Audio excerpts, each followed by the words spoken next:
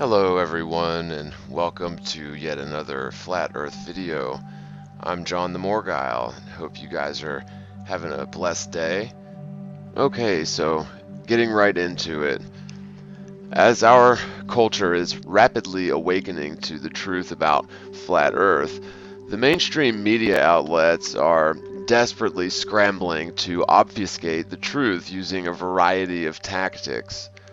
Since the globe Earth hypothesis has been thoroughly slaughtered by flat earthers, it's simply not possible for the proponents of the globe to argue the facts, so the conversation always goes towards attacking the flat earthers' character, intelligence, sanity, and credibility in general. In the spirit of the first section of this documentary series, we're going to review some of the facts which ultimately led me personally towards the Flat Earth awakening.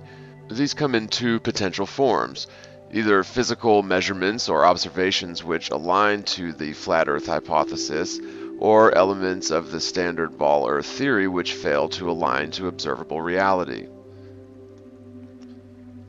In the first video, we thoroughly covered the natural operation of perspective and how we observe the natural world through the convex lens of our eye within a convex lens of the atmosphere, or Atmosplane. We also discussed several problems with Polaris, including its historical and permanent centrality to the other stars. This is absolutely incompatible with the standard theory due to the alleged axial precession of the Earth, and there's really no rebuttal against this, as well as several other problems with the North Pole star Polaris. If you haven't seen the previous video in this series, it couldn't hurt to take a look at it, as the points raised in the previous section may be referenced in this video. Of course, I will attempt to ensure that this section is self-contained, so you don't necessarily have to review the first section if you don't have time, so you won't be completely in the dark. In this section, we'll review several pieces of practical evidence against the motion of the Earth. While the aspect of the flat Earth reality seems extremely obvious to me now that I understand the truth and I have studied this topic for the last 4 years, culturally it's scientific heresy for anyone to merely question or even hypothesize that the world might actually be at rest. This is a recurring theme and a huge problem among the globe Earth proponents. That is to say, the absolute refusal to consider hypothesis. It is standard to absolutely ignore anything and everything a flat earther might have to say, even if what they're saying is 100% true. Globe earthers will often disagree.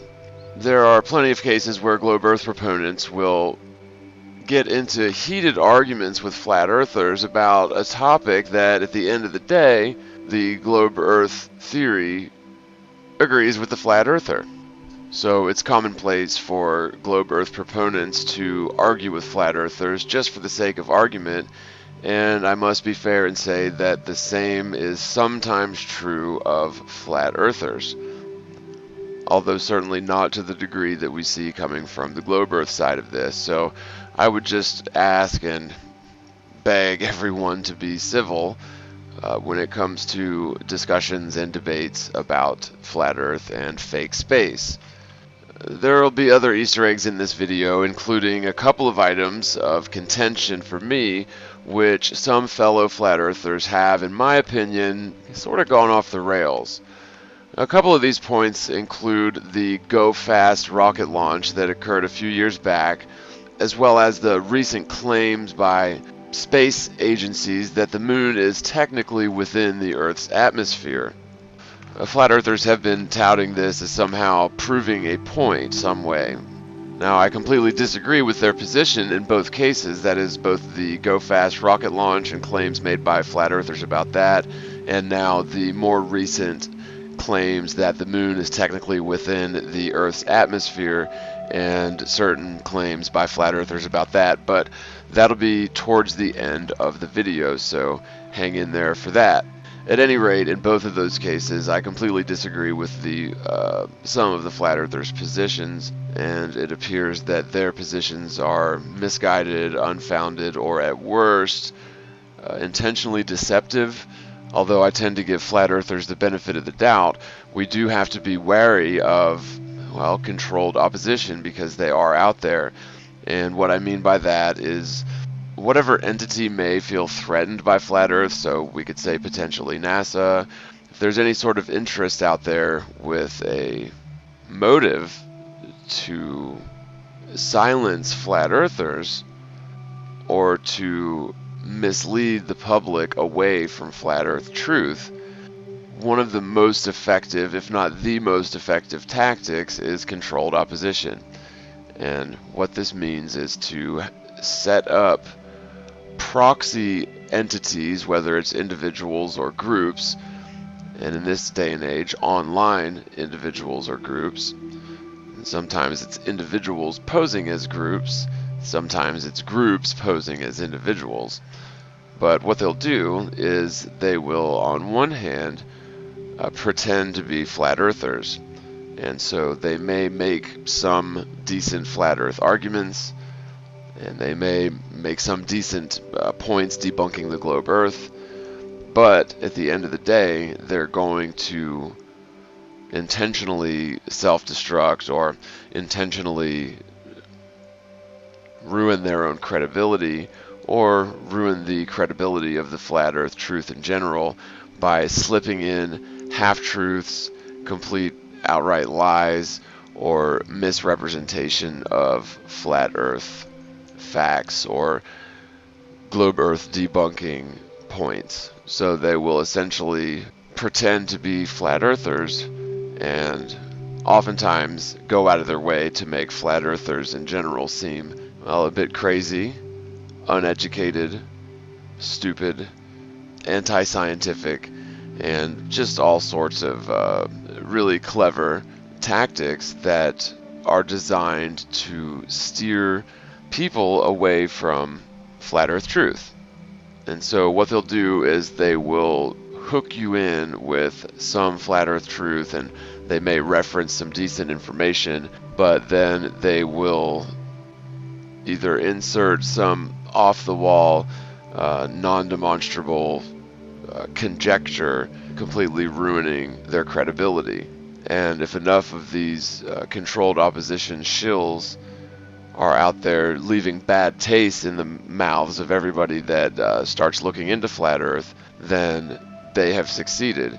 And anyone out there who wants to say that this is being paranoid or overly conspiratorial, if that's even a word, I'm not sure, I'm sorry, but if you understand flat earth, then you know that it is probably the biggest, greatest deception in all of history.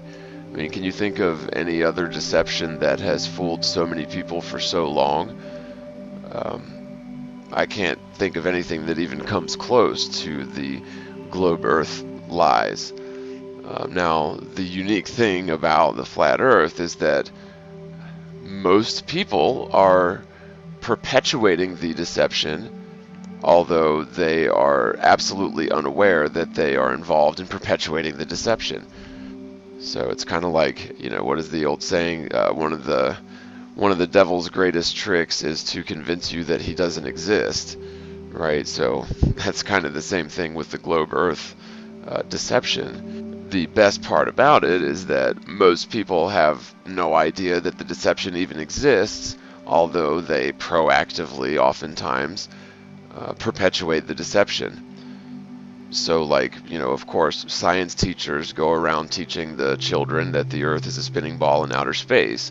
It's not like they're willfully deceiving the children, because the science teacher was indoctrinated by the globe Earth lies their whole life as well.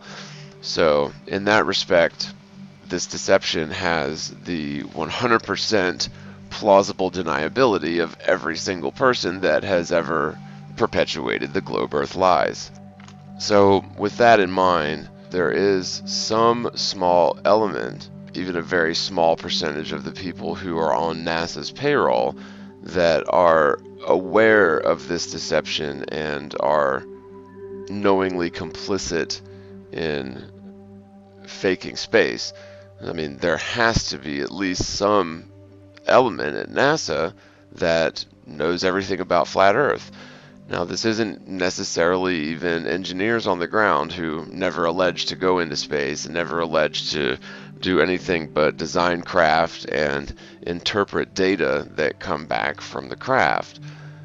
That's it. NASA, like any other military agency, has historically been very compartmentalized. And even in terms of SpaceX, it appears it's very much the same. So with that being said, there is going to be some element at NASA in on the hoax, aware of flat Earth, proactively participating in the deception, and they have and whether it's SpaceX technically or NASA, it really doesn't matter. NASA is still very much involved in SpaceX's day-to-day operations, and they consult at very high levels for SpaceX. And at the end of the day, SpaceX and NASA certainly have the means, the budget, as well as the connections through the government to put these sorts of paid shills into action. And again, this would sort of fall into the banner of a cyber false flag.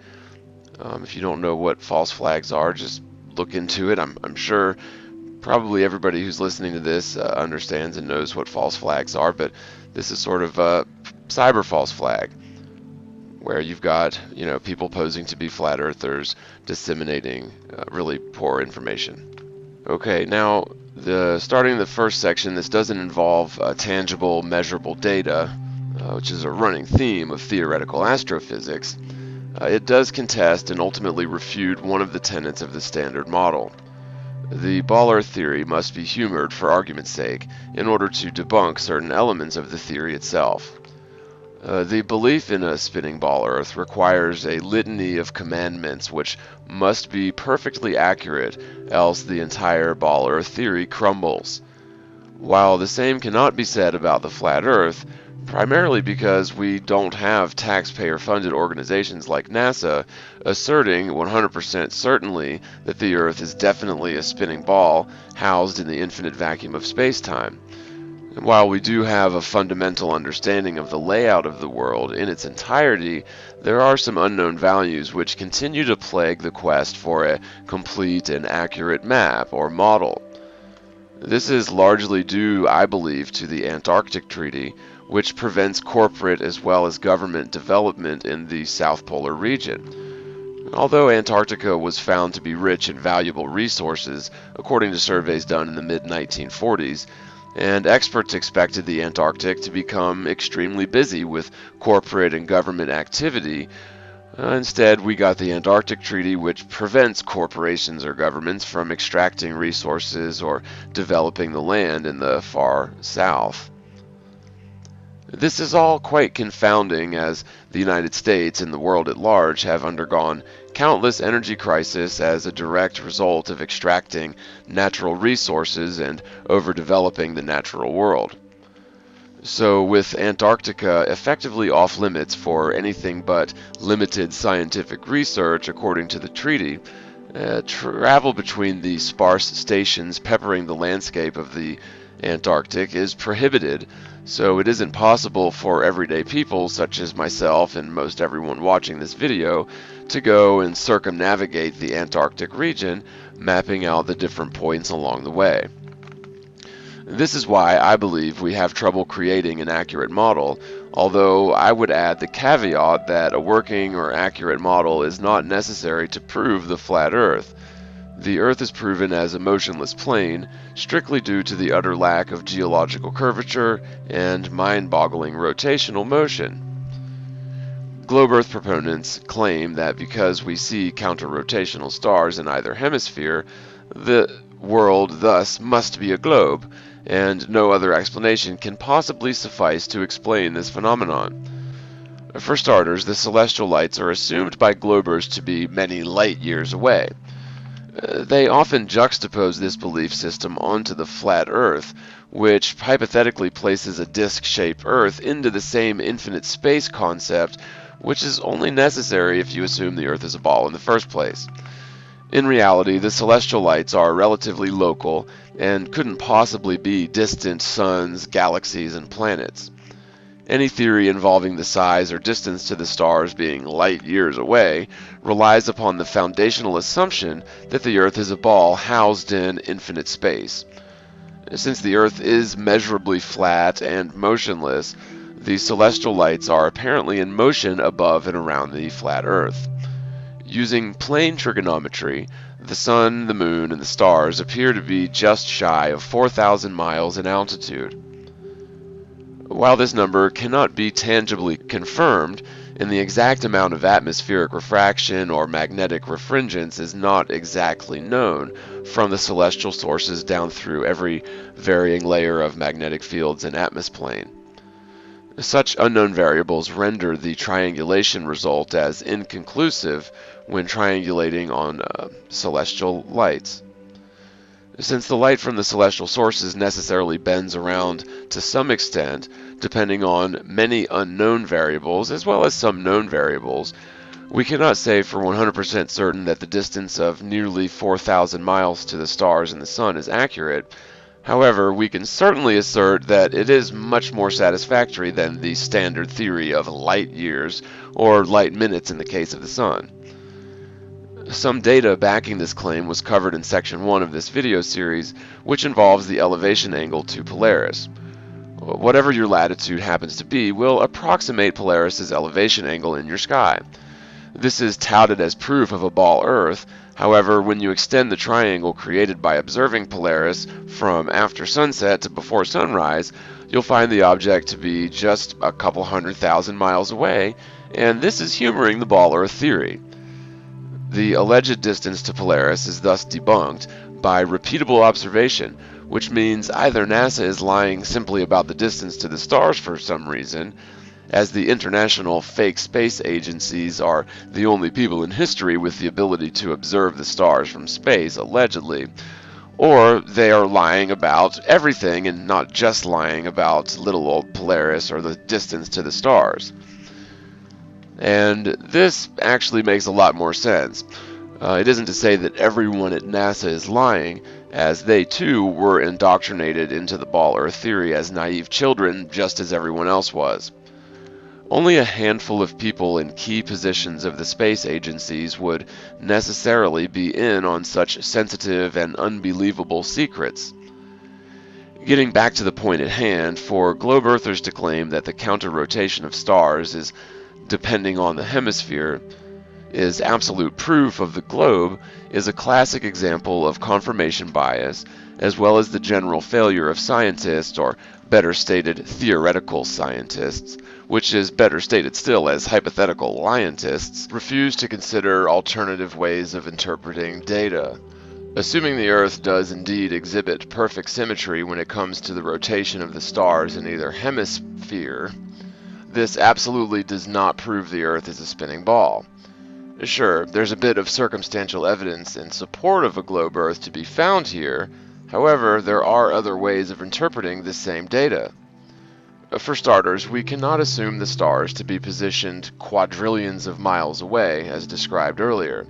In that sense, this entire discussion is null and void, as the ball Earth theory has already been falsified. Of course, so many people believe such observations prove the globe, so we must roll up our sleeves and painstakingly explain at least one alternative possible explanation, with the sensible assumption of a local astral plane above a flat Earth, as opposed to an infinite celestial sphere surrounding a globe Earth.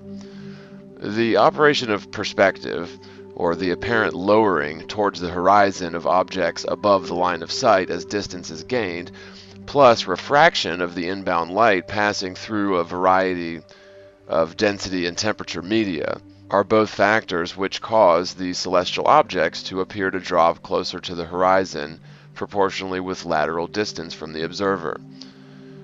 We also know the Earth emits a magnetic field, and since light is basically electromagnetic phenomenon, it is entirely possible and demonstrable that the light from the stars and the other celestial objects are further perturbed by the magnetic field of the Earth.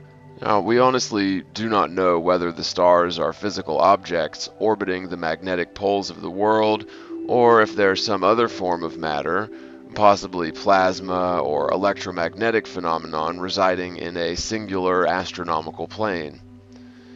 This would account for the lack of stellar parallax throughout the night, for if the stars varied greatly in altitude above the flat Earth, you'd expect to see relative changes in their positions as they move through the sky.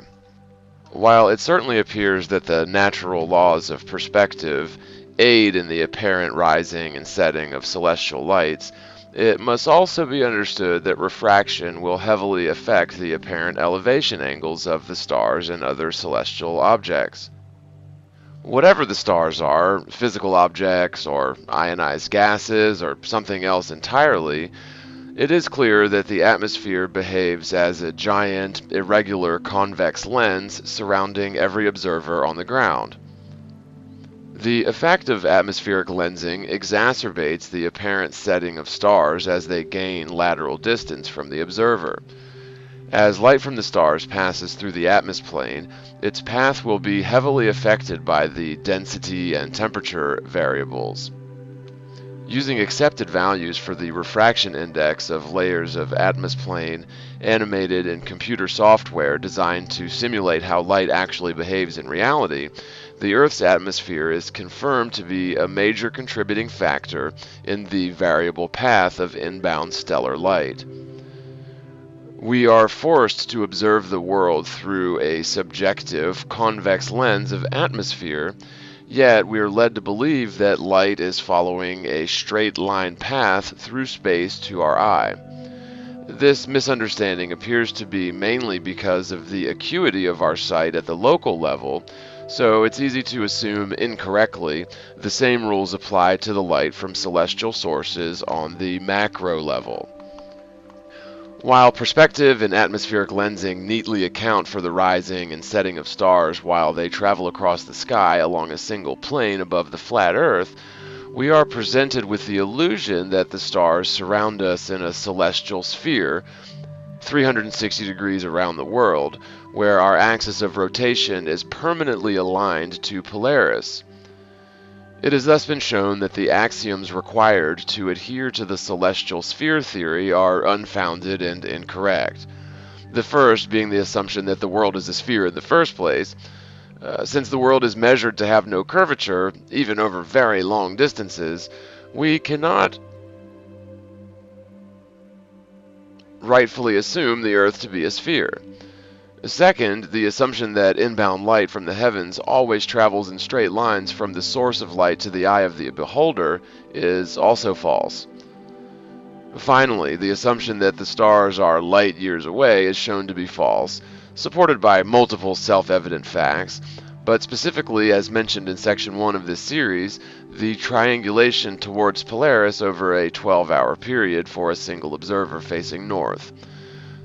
The counter-rotation of stars in either semiplane is potentially accounted for by the varying refraction index in the convex atmospheric lens which we must observe the heavens through. The same effect of counter-rotation can be observed at a position distant enough from the poles to exclude the possibility of actual counter-rotation. Thus, the observed counter-rotation must merely be apparent and subjective, and has nothing to do with the spin of the Earth. Assuming an AE projection where all stars are rotating around Polaris, it seems counterintuitive that the far southern stars would apparently rotate the wrong way around some point in the far south, although the manner in which light behaves when traveling through liquids or gases can indeed account for this illusion. Finally, it must be made clear that since the world is measured to be flat and stationary, we know the stars cannot be situated light years away all around us in a 360-degree celestial dome as claimed by theorists, and there must be some other explanation for the counter-rotation of stars in either semiplane, north or south hemisphere in the common vernacular.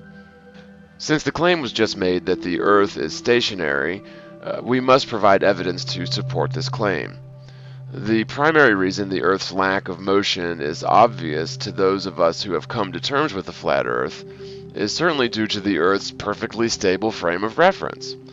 Now, it is agreed by theorists that the world is indeed a fixed frame of reference. This point is not argued. This is simply not possible to achieve were the Earth spinning upon its axis, orbiting along multiple curved paths which are misaligned to one another at velocities which boggle the mind. Were the Earth in fact exhibiting such mind-boggling motion, it would be measurable and even obvious. Furthermore, natural phenomena such as the counter-rotation of cyclonic forces in either semiplane demand that the atmosphere be independent of the spinning ball Earth. As air flows north or south of the equator, it's claimed that the air maintains its rotational velocity lent to it by the Earth spinning, while the ground beneath varies in rotational velocity depending on your latitude. The Earth is claimed to spin, of course, faster at the equator than it does at the pole, and so the Coriolis effect is employed to explain why we see such counter-rotating cyclones.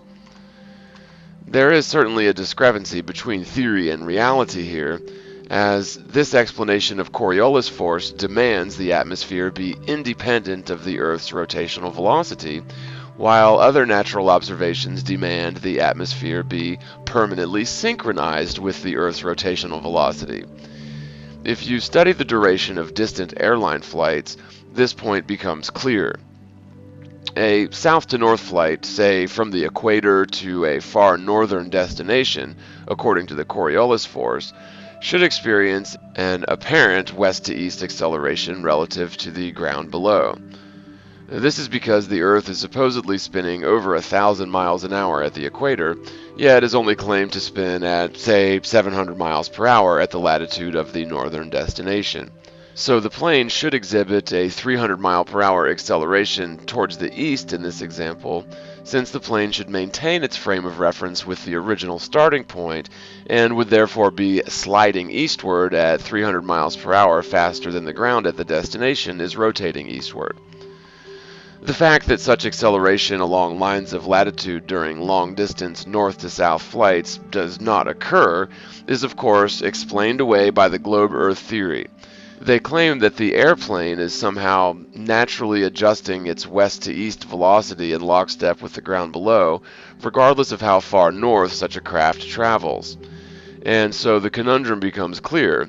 On one hand, the globe-Earth theory demands that the airplane behave synchronized to the ground when dealing with west-to-east flights being identical sometimes in duration with their return flight, and on the other hand, the airplane must be traveling independently of the ground below when it comes to north-to-south flights. This sort of contradiction in logic is extremely common when it comes to the globe-Earth theory, but there's more. You'd expect westbound flights to be far shorter in duration compared to their respective eastbound return flights, as mentioned a moment ago. This is owing to the assertion that the Earth and all destinations are constantly traveling west to east along the curve of the Earth. In reality, a flight traveling, say, west from Florida to California will sometimes be the same duration as the return flight. This is again explained away by the assertion that the atmosphere constantly remains in lockstep with the ground beneath. However, this claim is refuted by, again, the Coriolis force, which demands the atmosphere be independent of the ground beneath, as well as the fact that we have high-velocity winds traveling in variable velocities depending on altitude. This means that the atmosphere must not be adherent to the world's frame of reference. Otherwise, no relative motion of the Atmosplane would be possible to create winds and the winds aloft, like the high-velocity trade winds. But of course, this argument completely fails to account for the fact that modern airplanes have been designed with aerodynamics in mind, which is to say they maximize accelerative forces and minimize drag. So a jet airplane will necessarily travel independently of the Atmosplane, whether or not the Atmosplane is actually velcroed to the frame of reference to the ground beneath it, everywhere on the hypothetical globe without any explanation as to how this is naturally accomplished. So the argument that a westbound plane retains its eastward velocity lent to it by the hypothetical spin of the Earth forever is simply absurd. Surely, were the surface of the Earth actually rotating east, this momentum would hypothetically be retained by the airplane up to the point where the tires leave the runway and the plane accelerates towards the west. Proponents for the globe must argue against basic laws of physics, namely the one that goes, every object will remain at rest or in uniform motion in a straight line unless compelled to change its state by the action of an external force. In the case of a westbound plane, the original momentum of hypothetical Earth spin would be lost immediately upon takeoff. But the standard paradigm demands the Earth be a spinning ball, regardless of any and-all evidence to the contrary. The ball-Earth theory has been so ingrained into the modern paradigm, such immutable physical laws must be completely ignored whenever they disagree with the ball-Earth hypothesis. To hold the position that a westbound plane will perpetually continue traveling east with its original velocity lent to it by the spin of the Earth is precisely intentional ignorance of natural reality for the sake of preserving one's belief system in a spinning ball Earth. To continue believing in the ball Earth, it must be asserted that a westbound plane near the equator, traveling at, say, 500 miles per hour, is actually traveling east at about 500 miles per hour relative to an observer at the North Pole. It must also be asserted that the same plane will never lose its 1,000 mile per hour eastward velocity as long as it doesn't travel north or south, in which case the airplane will somehow reduce its eastward velocity in unison with its respective latitude, as planes traveling from the equator to a northerly destination do not require adjustments to perfectly match the eastward frame of reference with the ground beneath. This, of course, defies fundamental, immutable laws of physics yet again. There has never been a case where a northbound plane begins sliding eastward relative to the ground below, which you would certainly expect were the Earth a rotating sphere. This is owing, again, to the Coriolis force, as mentioned earlier. The fact that pilots are absolutely never concerned with the spin of the Earth is extremely compelling evidence supporting the world's lack of motion. According to the ball-Earth theory, it should be far more practical to align all runways perfectly east to west as opposed to north to south, because the runway would behave as a moving target relative to the plane traveling through the air, independent of the Earth's frame of reference. Once again, it's claimed that this is all conveniently owing to the fact that the atmosphere is perpetually synchronized to its respective latitude by some unknown fantastical mechanism. As mentioned earlier, this contradicts the actual effects of the Coriolis force, which can be demonstrated by very simple tests and demonstrations. Look at these time-lapse weather patterns and ask yourself, does it appear that the atmosphere is synchronized with the Earth, or is it moving independently of the ground below? Were the face of the world constantly rotating east around a curve, the Coriolis effect would force airplanes to behave wildly differently than they do in reality. The Coriolis force demands that any rotational velocity lent to the plane prior to takeoff would not be retained by the plane in perpetuity, especially considering the powerful thrust and minimal drag technology specifically designed to ensure the plane can move freely and independently of the atmosphere, and of course freely and independently of the ground below. The Coriolis force would similarly cause the atmosphere to apparently accelerate depending on its altitude and deviance from whatever latitude is arbitrarily chosen as a starting point. Air that is closer to the ground would necessarily be spinning slower than air that's, say, 30,000 feet higher in altitude. So if an air molecule is synchronized with the Earth's spin at the point when it evaporates from a body of water, it would need to accelerate eastward to continue matching the Earth's velocity below. The same thing goes for some cloud or molecule of atmosphere that travels north from the equator. Of course, this is in direct contradiction with the other application of the Coriolis force in the standard theory, which is the counter-rotation of cyclones in either semiplane, or hemisphere. Again, to arrive at this conclusion, the atmosphere must not be adherent to the frame of reference of the ground, whereas to apologize for the duration of westbound and eastbound flights being sometimes identical requires the atmosphere to be perpetually synchronized to the Earth's rotation. In reality, there are multiple potential explanations for the counter-rotation of cyclones. The day-night cycle effectively warms and cools the atmosphere worldwide, causing cyclical compression and expansion of the atmosphere and the seas. As the sun travels overhead of the equator during the equinox, the separating point between the cyclones will fall near the equator. During the southern summer solstice, however, the dividing line appears to have migrated closer to the Tropic of Capricorn. This has been observed in real time on the earth.nullschool.net website, which became wildly popular by flat earthers for the real-time weather animations of the whole world using an AE or azimuthal equidistant projection as one of the options. This was an invaluable tool which showed how the weather behaves upon an AE projection. So, of course, the AE projection on the website was taken down, and to this day you can no longer view the weather data over an AE projection on the nullschool.net website. Now, apparently the site owner claimed there were some sort of issues with the code, and so the AE projection would only be taken down temporarily.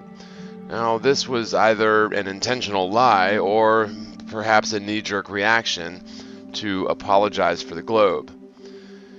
In the next section, we're going to change gears a bit and voice a couple of pleas to fellow flat earthers out there who are, in my opinion, hurting the truth movement by exhibiting clear confirmation bias and a propensity to make huge leaps whenever a claim, test, or observation appears to jive with their beliefs. First, we'll review the Go Fast rocket launch, and then the recent claim by NASA that the moon is housed in the Earth's atmosphere. The Go Fast rocket launch. In 2014, an independent group called CSXT, or the Civilian Space Exploration Team, launched a rocket to just over 73 miles in altitude, breaking records for speed and altitude among amateur rockets. At the peak of the Go Fast rocket launch, it's claimed by flat earthers that the rocket hits the dome without being shattered into a million pieces somehow, with the evidence for this claim being a couple of noises that the rocket makes, and each of these two noises are accompanied by some behavioral changes in the video. So the reason that this is claimed is because these two separate noises can be heard coming from the rocket, accompanied by related changes in the rocket's behavior, as stated. Now, the first noise, a whizzing or whirring noise, can be heard just as the rocket stops spinning at extremely high RPMs. The second noise, a loud metallic thud, is heard just as the primary stage rocket is released from the assembly. These two noises are claimed by some flat earthers to this day to be proof that the rocket hit the dome, but nothing of the sort occurred in this video. Now, when flat earthers go and make these sorts of claims and assertions about proof of the dome, they are clearly exhibiting confirmation bias, as there is a very good explanation for each sound and their respective behavioral changes in the rocket. Now, the first noise was clearly caused by the rocket's despinning mechanism, which entails weights attached to the ends of a string which is housed in the nose of the rocket. During its flight through the thicker layers of atmosphere, a high-velocity spin of the rocket is intended by its designers, for the gyroscopic action improves the stability of the rocket. At a given altitude, however, the rocket is intended by design to cease spinning, which is achieved by the mechanism described a minute ago. So the first sound, accompanied by the abrupt loss of spin, is a planned maneuver which was intended to stabilize the rocket and had nothing to do with the rocket crashing into any dome. The second noise, the metallic thud, is obviously accompanied by the separation of the primary stage rocket from the assembly, yet many flat earthers out there are still pointing to this as evidence that the rocket hit the dome, as if the celestial dome is an established fact, which is not the case. Whenever flat earthers get something like this wrong and profess these observations to be proof of the flat earth or the dome, it provides ammunition for the trolls who seem to completely ignore any valid or cogent points made by flat earthers, but harp on endlessly whenever mistakes or displays of confirmation bias such as this are made by flat earthers. Whether or not there is a dome encapsulating the world is really irrelevant to the flat earth argument and cannot be proven one way or the other with the data currently available. A discussion of whether or not there is a dome lies strictly in the realm of conjecture and theory, so I don't typically get into that aspect of discussion. But since we're on the topic, I'll provide a summary of my opinion on the matter, with the caveat statement that the following paragraphs are just my opinion, based on my research and the data currently available. The notion that there is a physical barrier above the world separating the atmosphere from space appears to originate from ancient Hebrew texts, according to books like Genesis, which may have been written as early as the 6th century BC. While it's common sense and physically necessary to have a solid structure separating the world's atmosphere from the vacuum of infinite space theory, there's no conclusive evidence to support the theory that there's actually an infinite vacuum environment which begins at some point above the face of the Earth. Very low density gases, such as hydrogen or helium, find their natural altitude of equilibrium high above the troposphere where higher density gases reside. Could it be possible that such gases are condensing and freezing or crystallizing at a given altitude, forming a physical dome-like structure high above the world? I guess it's possible, and humoring that theory, and let's just say this is the case, then we wouldn't expect to find a physical structure at the base of the dome, but instead the buoyancy of the material could provide the stability necessary to keep such a structure aloft. While this seems to be a bit far-fetched, even to me, we know for certain that the lower density gases like hydrogen or helium indeed race to extremely high altitudes without any forces applied to them other than natural buoyancy. As altitude is gained, the ambient atmosphere decreases in density. At some point, these lower density gases will conglomerate and create a layer of gases high above the Earth. At this point, if the gases are frozen, that would be negative 434.5 degrees Fahrenheit for hydrogen, negative 458 degrees Fahrenheit for helium. So if these gases are frozen in a layer around the larger body of higher density gases found in the lower levels of the atmosphere, the lower density gases could potentially float upon the lower altitude higher density gases. Of course, this seems counterintuitive where a solid object is floating upon gases. Keep in mind, we do see, for one example, solid-state water or ice floating on top of liquid water. This is similarly counterintuitive because ice cubes are solid and therefore you would think they are of a higher density than the liquid water, yet ice cubes do indeed float on top of water. So similarly, it's not entirely off the wall to hypothesize that a frozen layer of either hydrogen or helium could float upon lower altitude, higher density gases. It seems that one of the primary motivating factors for the powers which ought not be to perpetuate the globe Earth deception is to create the illusion of scarcity when it comes to natural resources. This allows them to artificially inflate the prices of certain commodities like crude oil, coal, and even gold by convincing the world that they are more scarce than they actually are in reality. If the physical plane extends far beyond the known realms, then it would not behoove the big oil and mining companies to let this be known to the world at large. They would prefer instead to keep a tight lid on any new lands to be found outside of our realm, and the globe Earth deception is the perfect vehicle to ensure the world is viewed as specifically finite. If it were to be established that the physical plane houses many other potential worlds with their own unique solar systems, it would cause the prices of previously scarce commodities to plummet. This is simply unacceptable to the modern movers and shakers, especially considering the US dollar is inherently tied to the world's petroleum supply, which is where we get the term petrodollar. If the supply of oil were to skyrocket overnight, the price of oil would instantly drop in response, as would the US dollar plummet in value in response to that. This is precisely why the modern world hasn't moved away from burning so-called fossil fuels to power our machinery. The entire line of oil being remnants of ancient decayed plants and animals is a 100% fabricated myth that was heavily pushed by Standard Oil tycoon John D. Rockefeller in order to leverage his market position and effectively corner the market on petroleum. If everyone believes the oil wells are drying up, the price of oil skyrockets in response.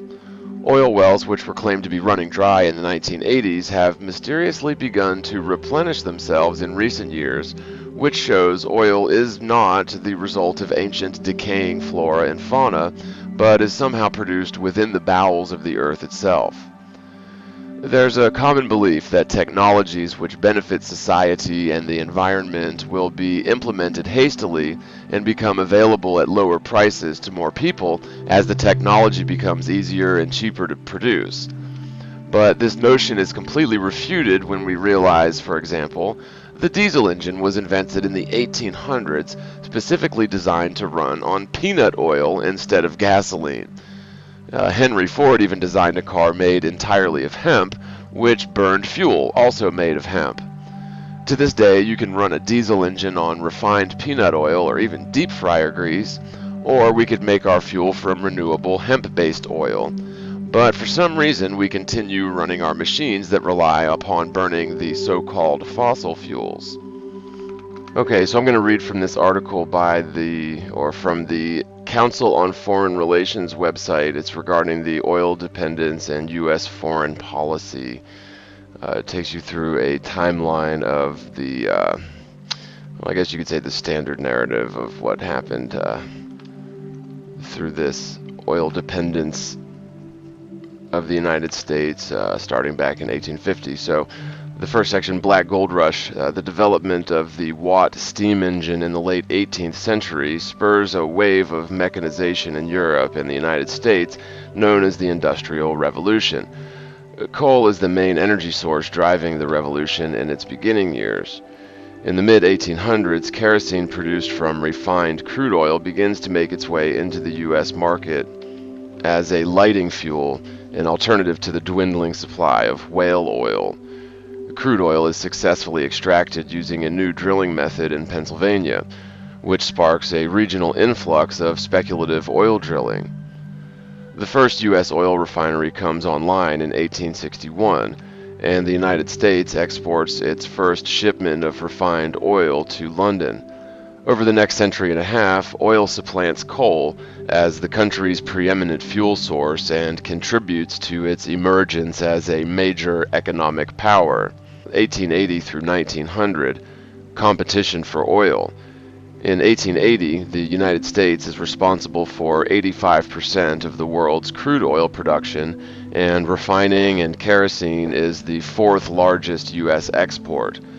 However, U.S. dominance of European and Asian oil markets is challenged by new oil finds controlled by Russia, Britain, and the Netherlands. Still, over the next 2 decades, major oil finds in states such as Texas, California, and Oklahoma help increase U.S. production from about 26 million barrels of oil annually to around 64 million barrels per year. By 1900, more than 200 oil byproducts, including fuel for stoves and internal combustion engines, as well as lubricants for industrial machinery, begin to enter daily life. The 1901 Spindletop Gusher, the largest to date, fuels a major oil rush in Texas, and U.S. oil production nearly triples in a decade. I guess it's worth mentioning, back then the United States still did all of this stuff locally, domestic. Now, we outsource all of that stuff. The point being, I guess, is that the United States has essentially forced most other countries in the world to buy and sell their oil with US dollars. And so, in effect, every large transaction of oil is done so in United States dollars, and this aids the non-federal, non-reserve bank in leveraging wealth into existence, essentially. Getting back to the article, so it goes into 1908, the Model T, 1911, birth of U.S. oil majors. Now notice this article doesn't mention anything about the car that Henry Ford created out of hemp to run strictly on fuel made of hemp. Okay, so 1911, birth of U.S. oil majors. By the 1880s, John D. Rockefeller Standard Oil owns 90% of the U.S. oil refineries and pipelines and the world's largest oil tanker fleet. In 1906, the U.S. government takes the company to court for violating the Sherman Antitrust Act of 1890. The U.S. Supreme Court rules in favor of the government in May 1911. In July, Standard Oil is broken into separate entities, including those that later become Chevron, Amoco, Mobil, Conoco, and Exxon. These companies come to dominate much of the international oil market for the next 6 decades. 1914 through 1918, World War I. With the onset of World War I, oil becomes vital for modern warfare, fueling ships, land vehicles, and planes. German attacks disrupt U.S. oil exports to its adversaries, Britain and France, causing oil shortages in those countries. When the United States enters the war allied against Germany in 1917, the Wilson administration steps up efforts to supply oil to Britain and France. U.S. production cannot meet both domestic and war demand, so the United States begins importing oil from Mexico to close the gap. During the U.S. war effort, Mexican imports averaged between 2.5 million barrels and 4 million barrels of oil per month, supplementing U.S. production of about 30 million barrels a month. Here we go, 1920, addressing oil insecurity. In 1919, the U.S. Geological Survey estimates U.S. oil supplies will run out in 10 years, triggering the country's first oil security fears. Though the United States produces roughly 1 million barrels of oil per day, or 65% of global oil supplies, more than 90% is consumed domestically. By 1920, crude prices increased to $3 a barrel, more than double the price in 1914. Congress passes the Mineral Leasing Act of 1920, which requires leasing of federal lands for energy prospecting for the first time. In response to British and French attempts to shut U.S. oil companies out of their Middle East protectorates, the law includes a provision denying access to U.S. mineral rights by any foreign entities whose governments deny similar access to U.S. companies. U.S. oil companies also begin pursuing concessions in Latin America. So, isn't that interesting, though? Again, the Geological Survey estimated that U.S. oil supplies would run out in 10 years. I mean, that is just ridiculous at this point, isn't it? So I'll leave a link to this article in the description, but those are some of the items I wanted to share with you guys. Definitely worth a read if you're interested in hearing what the Council on Foreign Relations has to say. And if you've not heard that organization before, it's for a good reason, but essentially they're the people that make all the decisions that the politicians get their marching orders from. And, that was even almost verbatim admitted by Hillary when she was Secretary of State or whatever under Obama. She literally said that she gets her marching orders from the Council on Foreign Relations.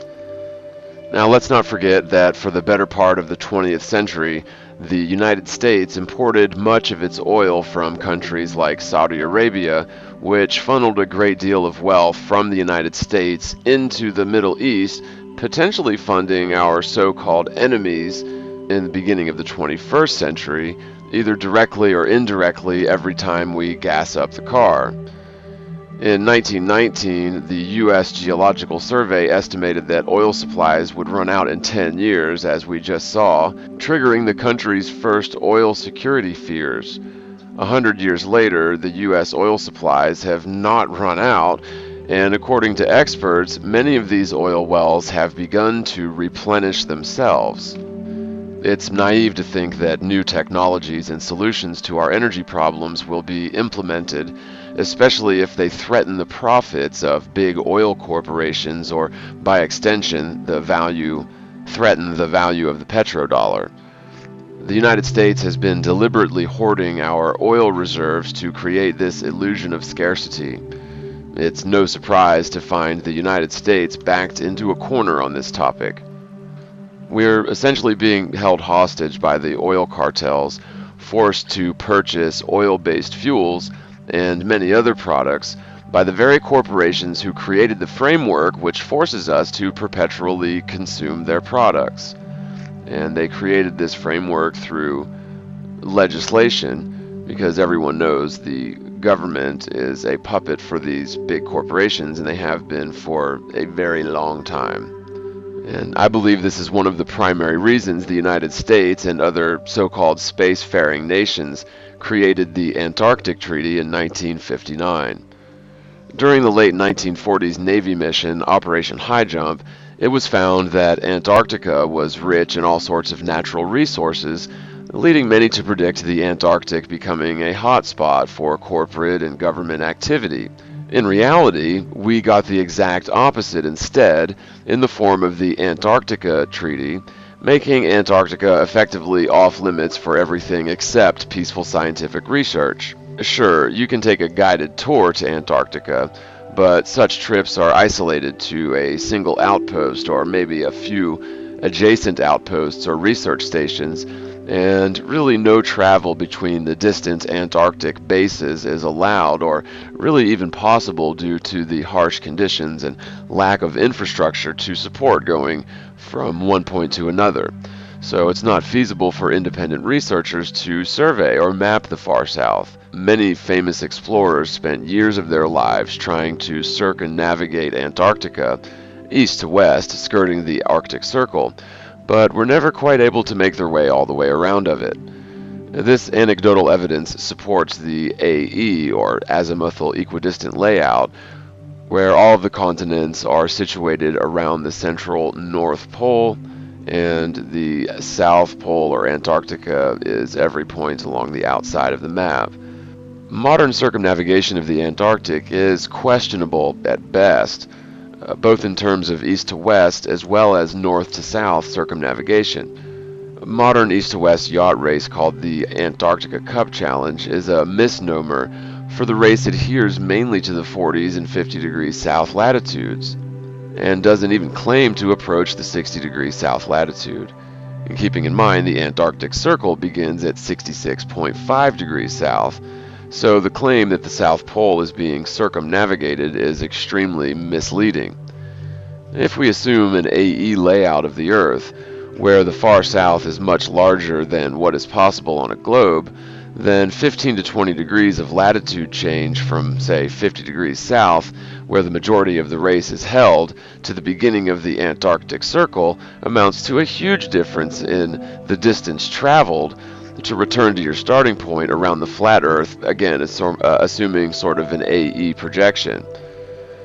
There's also historic accounts of mariners and explorers traveling the far southern seas. These guys reckoned the far southern latitudes were longer around than their respective latitudes in the north. In other words, assuming a spherical Earth, the 60 degrees north latitude would be exactly as long around as the 60 degrees south latitude. Mariners who were familiar with the northern Arctic were often confounded when trying to circumnavigate the far south, since the distance around Antarctica appeared to be much, much further than expected, assuming a ball Earth. For detailed information about some of these southern explorers' accounts of such ventures, take some time to read or listen to Zetetic Astronomy. I recorded and put it in audiobook format for your convenience, so I'll put a card right here, and I'll try to remember to put a link at the end of the video and in the description. While there is a great deal of infighting and name-calling when it comes to the flat Earth model, I've heard it claimed that if you've ever presented the AE projection or used it as an example or explanation for flat Earth, then you're automatically and permanently a shill. While there are some interesting models out there to describe flat Earth, I tend not to commit myself to any singular model.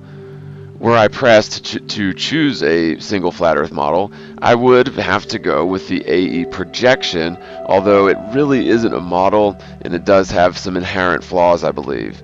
Now, while there are allegedly some problems with distances around the far south on the AE projection, I submit that the map is derived from a spherical Earth first, and then that spherical Earth hypothesis has been placed into an AE matrix. In order to flesh out an accurate map of the entire world, we really need a lot more geodetic data from the far south, which we're simply not able to attain due to the Antarctic Treaty.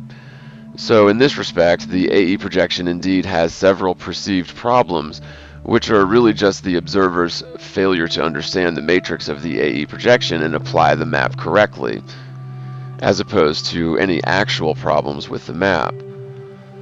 The AE projection accounts for the centrality of Polaris, around which the northern continents appear to be encompassing 360 degrees. It also accounts for time zones, day and night, seasonal cycles, circumnavigation, and etc.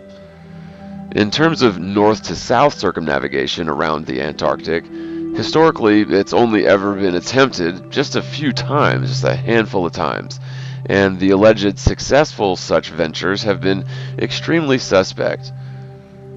For example, they will travel south towards an alleged South Pole, and then they'll come back more or less the way they came, and then claim that they just circumnavigated the Antarctic.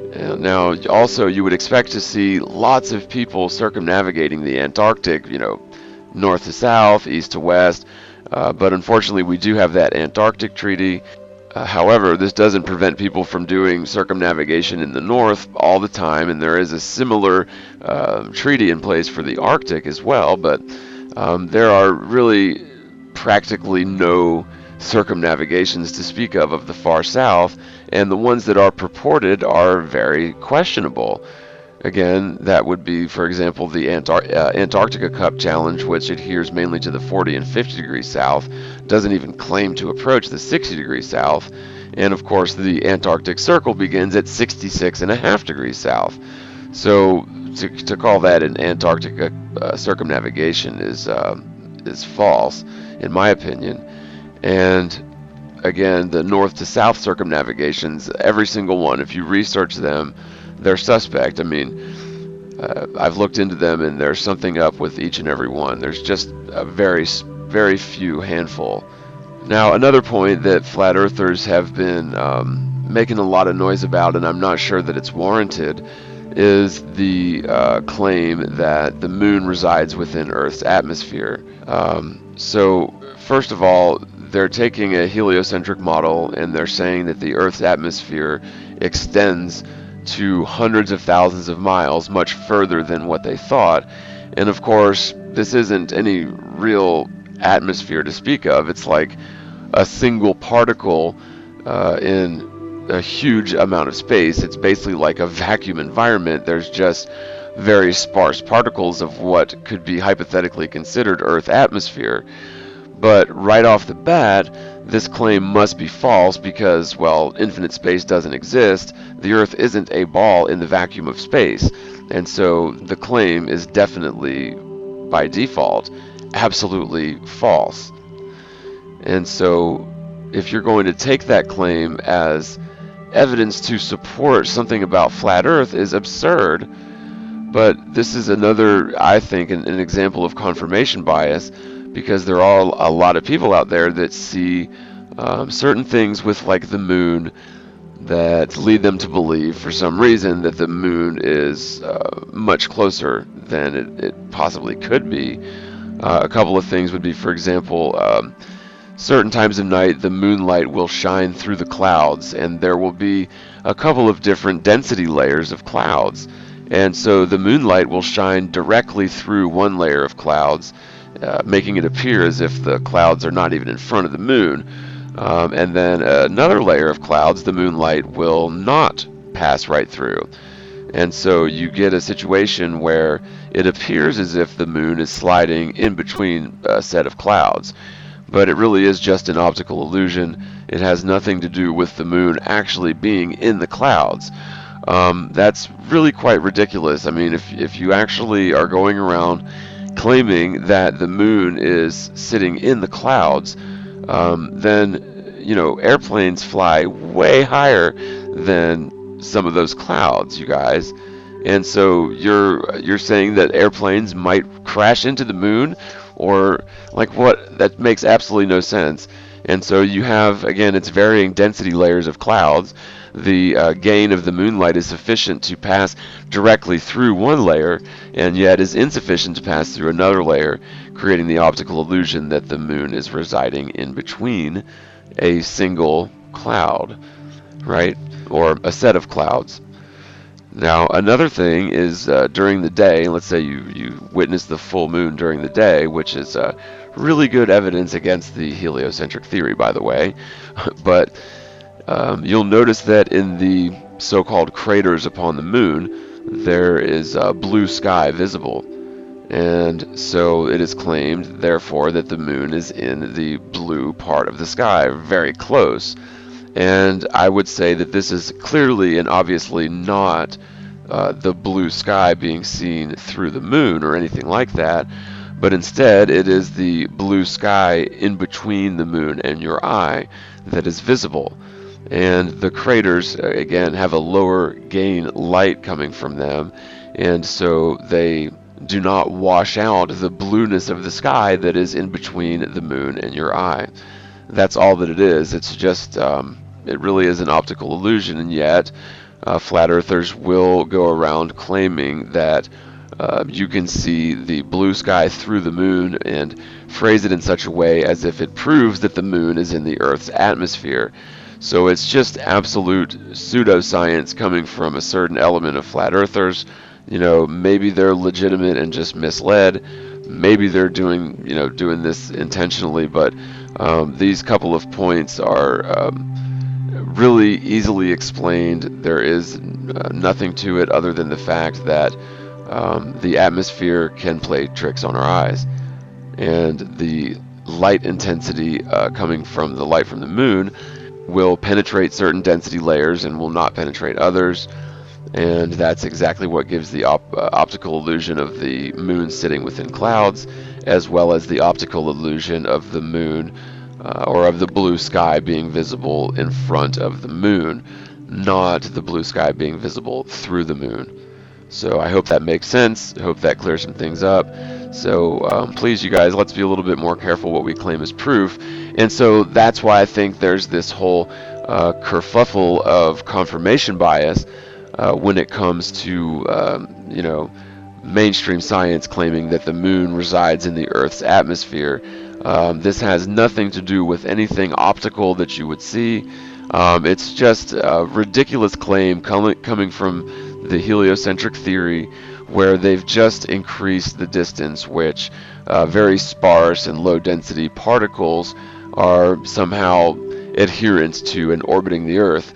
Right, because you'd think that these little sparse, disparate particles of gases way out hundreds of thousands of miles would not have the mass or the density necessary to complete a gravitic relationship with the Earth, hypothetically, right? Humoring the globe Earth theory here. So you would expect these particles of gases to be, essentially to expand to fill the vacuum of space infinitely, and yet these, very tiny and disparate, sparse particles of gases are allegedly somehow adherent to the Earth.